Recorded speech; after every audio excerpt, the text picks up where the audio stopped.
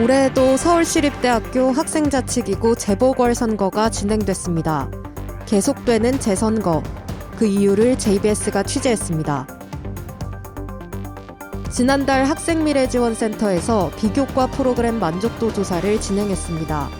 변화된 비교과 프로그램에 대해 JBS가 취재했습니다. 세무학과 특별감사 결과 징계 논의가 제1차 정기대의원 회의에서 이루어졌습니다.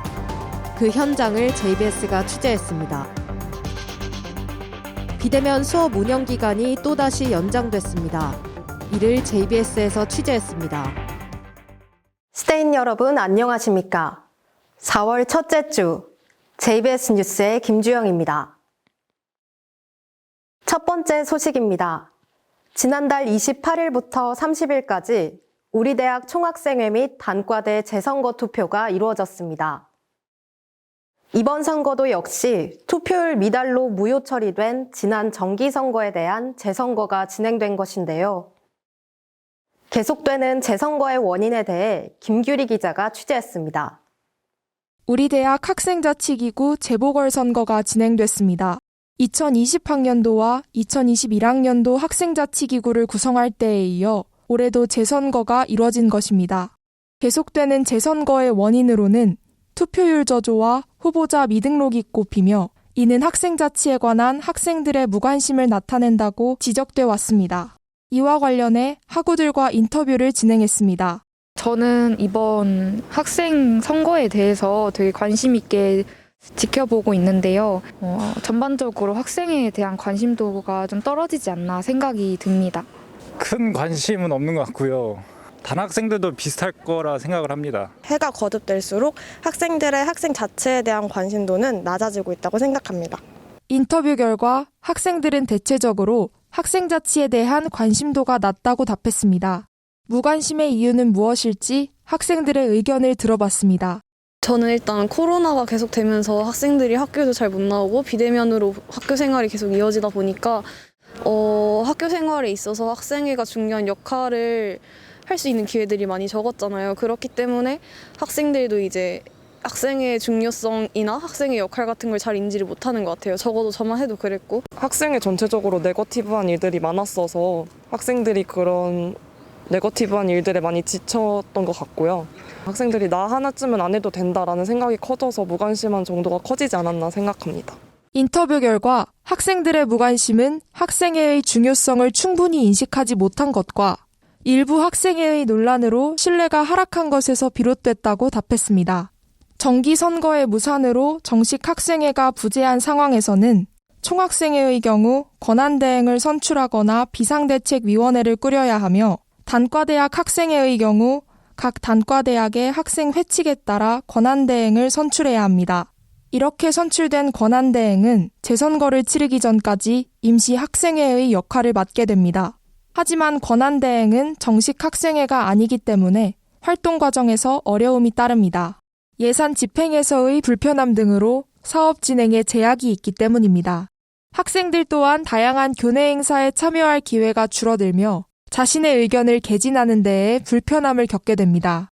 이번 선거는 지난해 투표율 미달로 무효 처리된 총학생회와 4개 단과대학, 입후보자 부재로 선거가 진행되지 않았던 2개 단과대학을 대상으로 이뤄졌습니다. 학내에서 일어나는 다양한 문제를 해결하고 학생사회를 결집하기 위해 학생자치는 필수적인 존재입니다. 원활한 학생자치 활동이 이뤄져 우리 대학이 활기를 찾을 수 있도록 학생회의 지속적인 노력과 학우 여러분의 적극적인 관심을 부탁드립니다. 이상 JBS 뉴스 김규리입니다.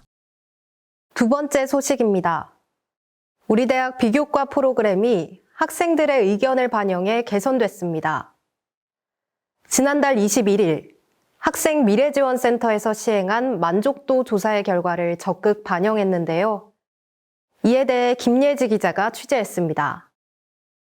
지난달 21일 학생미래지원센터는 학생 첫 프로그램 만족도 조사를 시행했습니다. 우리 대학은 매년 실시되는 이 설문을 통해 학생들과 소통하고 있습니다. 이번 설문조사에서 새롭게 추가된 문항으로 비교과 교육 프로그램 진행 시 선호하는 참여 방법을 조사해 보았는데 약 45%의 학생들이 대면 참여를 선호하고 관계없음이 35%, 비대면을 선호한 학생이 20%로 결과가 나왔습니다. 비교과 교육 프로그램이 대면 참여로 많이 이루어질 수 있도록 저희 비교과 관리팀에서 각 프로그램 진행 부서에게 안내하겠습니다. 이렇듯 학생들이 자발적 의지로 참여하는 비교과 프로그램이니만큼 학생처에서도 의견을 최대한 반영하기 위한 노력을 기울이고 있습니다. 지난해에는 약 20여 개의 프로그램이 증가했는데 이는 다양한 비교과 프로그램 개설 요청이라는 학생들의 의견을 반영한 결과입니다. 이러한 변화 속에서 학교 측이 반영한 개선 사항에 대해 학생들의 생각을 들어봤습니다. 항상 비교과 프로그램이 끝나면은 만족도 조사를 시행함으로써 좀 더 나은 방향으로 나아가고 있는 것 같아서 저는 만족을 합니다. 그래서 앞으로 다른 비교과 활동도 지켜볼 것 같습니다. 학교에서 이렇게 학생들의 의견을 반영해서 프로그램을 만든다는 게 정말 좋은 것 같고요. 이번에 만족도 조사도 참여를 했는데 기프티콘을 줘서 좋았던 것 같습니다. 또한 88.8%의 학생이 비교과 교육 프로그램에 만족하는 것으로 나타났습니다. 이에 대해 허지민 학생미래지원센터 주무관은 최근 3개년 비교과 프로그램의 참여 여부나 만족도를 보면 점점 비교과 프로그램에 대한 인식과 참여도가 증가하는 것을 알 수 있었다고 답했습니다. 저는 튜터링이나 공기업 특강 등 다양한 비교과 프로그램에 참여했습니다. 특히 튜터링을 통해서 교과 과목에서 좋은 성적을 얻을 수 있었고 또 공기업 취업을 희망하고 있는데 아직 어떻게 준비해야 될지 몰라서 막막했었는데요. 비교과 강의를 통해서 방향을 잡을 수 있는 계기가 되었던 것 같아요. 그냥 단순히 학교 수업으로만 배울 수 없었던 점들을 배울 수 있어서 좋았고 학교 선후배들뿐만 아니라 학교 밖에 다양한 사람들과 교류할 수 있어서 좋았습니다. 매년 제기되는 홍보 방법과 관련해선 학생들은 문자 홍보를 선호했지만 학생처는 많은 개수의 문자 전송은 여러 제한이 있기 때문에 신청한 학생을 대상으로 문자 안내를 진행할 계획임을 밝혔습니다. 또한 비교과 SNS 채널 운영, 월간 비교과 업로드 등 홍보를 활성화할 예정이라고 말했습니다. 대면으로 비교과 프로그램을 진행한다면 학생들의 역량을 더욱 증진할 수 있는 좋은 매개체의 역할이 기대됩니다. 학생들과의 의사소통을 통해 변화하는 비교과 프로그램. 이제는 우리의 적극적인 참여가 필요한 시점입니다. 이상 JBS 뉴스 김예지입니다. 세 번째 소식입니다. 지난 3월 23일 2022학년도 제1차 정기대의원 회의가 대면으로 진행됐습니다. 이날 회의에서 세무학과 특별감사 결과에 따른 징계 논의가 이루어졌는데요. 논의 중심 인물인 세무학과 38대 학생회장이 직접 회의에 참석했다고 합니다. 그 현장을 이정훈 기자가 취재했습니다. 지난 3월 23일 대면으로 진행된 2022학년도 제1차 정기대의원 회의에서 세무학과 특별감사에 대한 논의가 집중적으로 이뤄졌습니다. 세무학과 특별감사는 지난 2월 결과 공고 이후 한 차례 재공고가 있었는데 징계안에 대한 논의가 마무리되지 않아 이번 대의원 회의까지 이어졌습니다. 이번 대의원 회의에는 박관우 제38대 세무학과 학생회장이 직접 참석해 각종 횡령 의혹 및 의심 정황에 대해 설명했습니다. 박 전 세무학과 학생회장은 감사 결과 징계안으로 발의된 사용금액 반납, 복리후생비 반납, 사과문 게시에 대해서는 인정하는 모습을 보였으나 학생생활지도위원회 징계에 대해서는 진술을 들은 후 재고할 것을 요청했습니다. 횡령으로 의심할 만한 정황이 있었던 것은 맞으나 해당 금액이 사용된 배경에는 세무학과 행사를 준비하는 과정에서 코로나로 인해 일정이 급격히 변동되며 생긴 지출 등 부득이한 지출뿐이었으며 이를 바로 채워 넣었다는 점을 강조했습니다. 총 동창회 관계자 및 집행부 인원들과 진술 내용이 불일치한다는 점에 대해서는 후원금에 대한 구체적인 의사소통 부족, 세무학과 선배와 통화로 대화하는 과정에서 별도의 기록이 남아있지 않다는 점 등으로 인해 진술이 어긋나게 됐다고 설명했습니다. 박 전 학생회장의 진술이 끝난 뒤에는 의원들의 정확한 판단을 위한 질의응답 시간이 마련됐습니다. 학생회장 임기가 끝난 이후에도 후원금을 개인 계좌에 가지고 있었던 이유 등의 질문에 박 전 학생회장이 직접 나서 의혹을 해명했으나 일부에서는 박 전 학생회장과 총 동창회 관계자 양측 간의 의견을 모두 직접 들은 것이 아니므로 공정성을 위해서는 총동창회 측의 입장도 들어볼 필요가 있다고 지적했습니다. 전 세무학과 학생회장의 징계에 대한 회의 결과 최종 찬성으로 가결됐습니다. 해당 사건의 완전한 해결까지는 시간이 다소 소요됐지만 이번 대면회의를 통해 확실히 가결될 수 있었습니다.